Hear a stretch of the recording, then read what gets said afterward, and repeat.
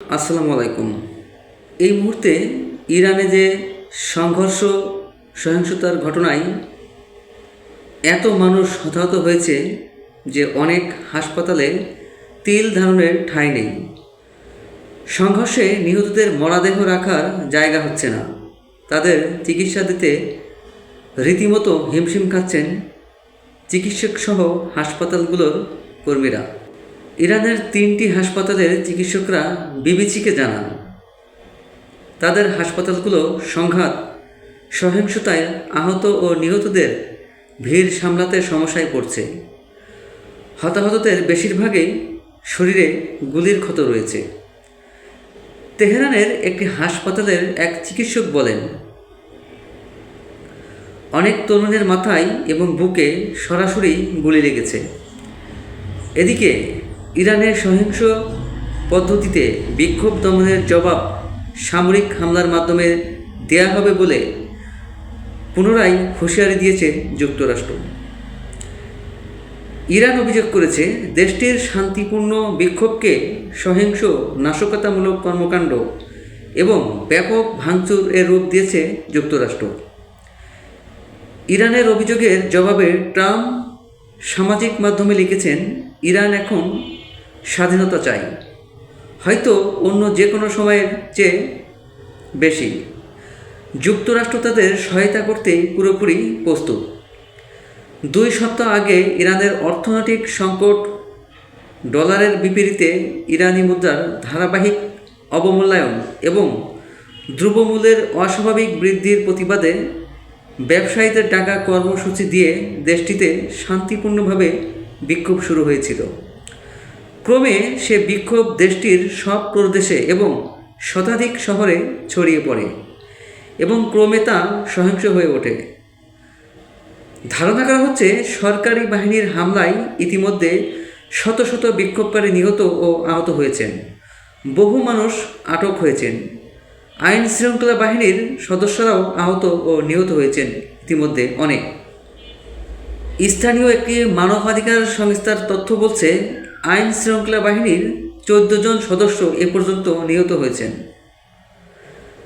শহরের পুরসিনা হাসপাতালে শুক্রবার রাতে 70 জনের মরদেহ নিয়ে আসা হয়, কিন্তু হাসপাতালের মর্গে এত মরদেহ রাখার জায়গা ছিল না, ফলে অনেক মরদেহ অন্যত্র সরিয়ে নিয়ে যাওয়া হয়।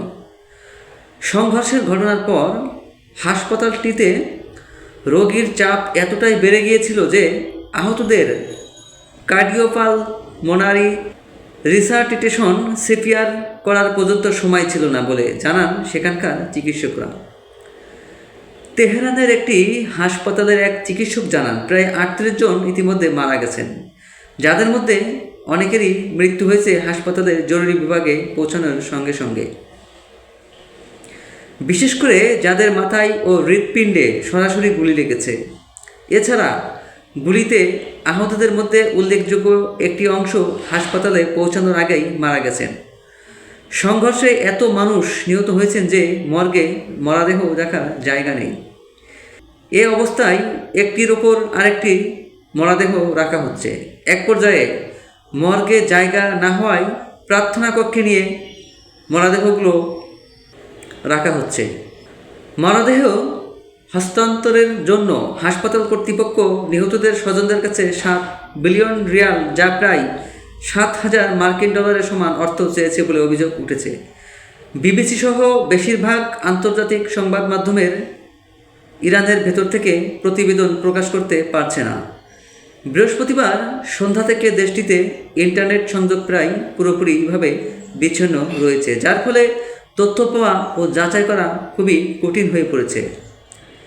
ইরান থেকে পাওয়া শুক্রবার রাতের কিছু ভিডিওতে তেহরানের রাস্তায় নেমে যানবাহনে আগুন দিতে দেখা যায় বিক্ষোভকারীদের। এছাড়া রাজধানী তেহরানের কাছে কারাজে একটি সরকারি ভবনেও আগুন ধরিয়ে দিতে দেখা যায়। বিক্ষোভ ইতিমধ্যে সারা দেশে ছড়িয়ে পড়ায় সেটি সামাল দিতে ইরানের নিরাপত্তা বাহিনীগুলো রীতিমতো বেগ পেতে হচ্ছে বলে জানা গেছে। দেশটির পুলিশ জানায়, শুক্রবার রাতের সহিংসতা চলাকালে তেহরানে অন্তত 26টি ভবনে আগুন লাগানোর ঘটনা ঘটেছে। যদিও ওইসব ঘটনায় কেউ সে সময় নিহত হয়নি বলে জানানো হয়েছে। শুক্রবার থেকে শুরু করে বিক্ষোভকারীদের উদ্দেশ্যে একাধিক সমন্বিত সতর্কতা জারি করেছে ইরানের সরকার। দেশটির জাতীয় নিরাপত্তা পরিষদ জানিয়েছে, সশস্ত্র হামলাকারীদের বিরুদ্ধে তারা কঠোর আইনি পদক্ষেপ নিতে যাচ্ছেন।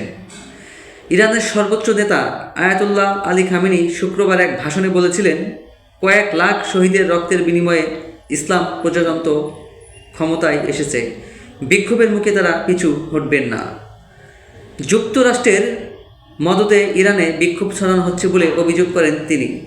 বিক্ষোভকারীরা মার্কিন প্রেসিডেন্টকে খুশি করার চেষ্টা করছেন বলে মন্তব্য করেন আলী খামেনি। দর্শক, ইরানের আপডেট পেতে আমাদের সাথে থাকুন। পরবর্তী আপডেট নিয়ে আবারও আমরা হাজির হব। সবাইকে ধন্যবাদ আমাদের সাথে থাকার জন্য।